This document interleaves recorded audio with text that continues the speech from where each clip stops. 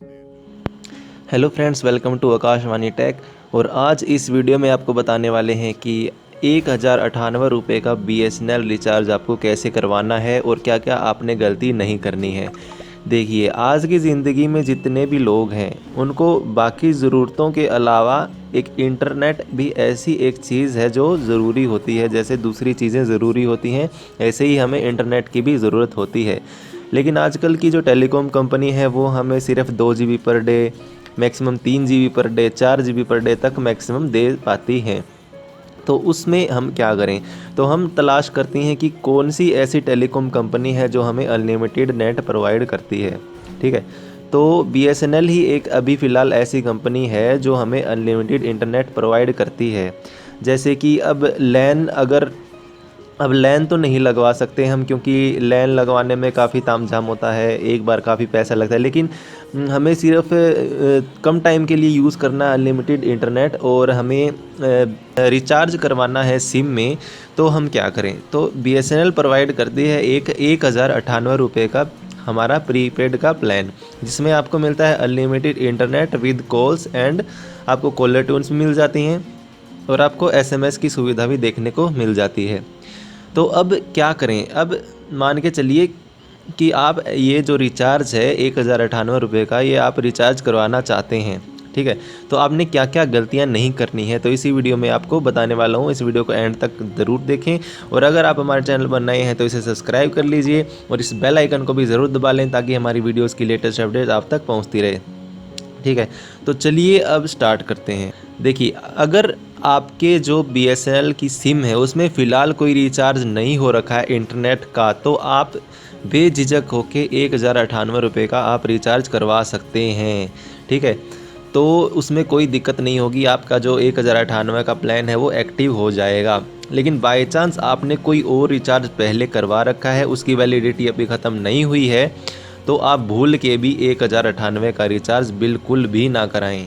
ठीक है, कोई भी आपने रिचार्ज करवा रखा है, मान के चलिए इंटरनेट का आपने 98 रुपीज़ का रिचार्ज करवा रखा है और आज ही रिचार्ज किया है आपने, तो या तो आप वेट करें, जैसे कि उसकी वैलिडिटी 24 डेज़ की होती है, तो आप 24 डेज़ वेट करें और फिर जाके आप 1098 का रिचार्ज करवाएं। अगर आपने 98 का रिचार्ज करवाने के बाद या कोई और रिचार्ज करा रखा आपने इंटरनेट का, तो उसके बाद आपने 1098 का रिचार्ज आपने करवा लिया, तो जो इंटरनेट की सुविधा है वो आपको पहले वाले रिचार्ज के हिसाब से आपको सुविधा मिलेगी। मान के चलिए 98 रुपीज़ के रिचार्ज में आपको 2 GB पर डे का डाटा मिलता है और उसी दिन मैंने 1098 का रिचार्ज करवा लिया।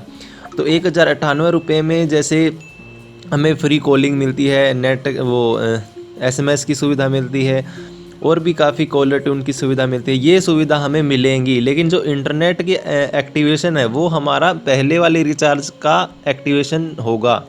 ठीक है, जो पहले वाला रिचार्ज है वही हमारा काम करेगा, हमें अनलिमिटेड इंटरनेट नहीं मिलेगा, हमें सिर्फ 2 GB पर डे का इंटरनेट ही मिलेगा।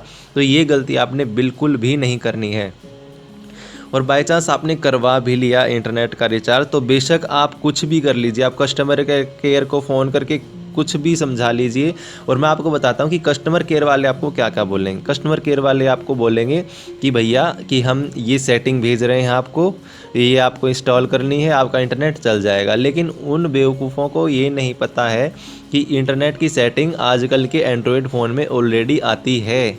वो पहले का ज़माना नहीं रहा जब आप इंटरनेट की सेटिंग अपने फ़ोन में मंगवाते थे SMS के ज़रिए। लेकिन आजकल जो फ़ोन है वो ऑटोमेटिकली जो हमारा एक्सेस पॉइंट होता है उसे डिटेक्ट कर लेते हैं और ऑटोमेटिकली जितनी भी APN की सेटिंग होती हैं वो ऑटोमेटिकली ही सेट हो जाती हैं। तो कस्टमर केयर वाले कहेंगे कि ये आप इंस्टॉल कर लीजिए और आपका इंटरनेट चल जाएगा, या फिर बोलेंगे कि आप 10 रुपये का रिचार्ज करवा लीजिए, आपके फ़ोन में बैलेंस होना चाहिए, या फिर बोलेंगे कि सर्वर डाउन चल रहा है, आप कल फ़ोन कीजिए।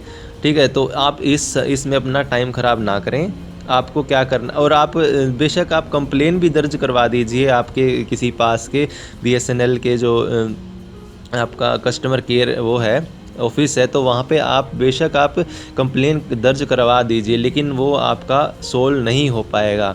तो ये बात आपने ध्यान में रखनी है कि आपने जब इंटरनेट का रिचार्ज करवाना है 1098 का, तो उससे पहले इंटरनेट का रिचार्ज नहीं होना चाहिए, कोई भी एग्जिस्टिंग रिचार्ज नहीं होना चाहिए, या फिर उसकी वैलिडिटी मान के चलिए 2 या 3 दिन की हो वैलिडिटी, तो वो वैलिडिटी आप ख़त्म हो फिर आप रिचार्ज करवाइए।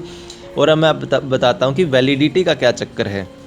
जैसे मैंने आज इंटरनेट का रिचार्ज करवा लिया जैसे मैंने आज इंटरनेट का रिचार्ज करवा लिया है 98 रुपीज़ का, तो उसकी वैलिडिटी है 24 दिन की।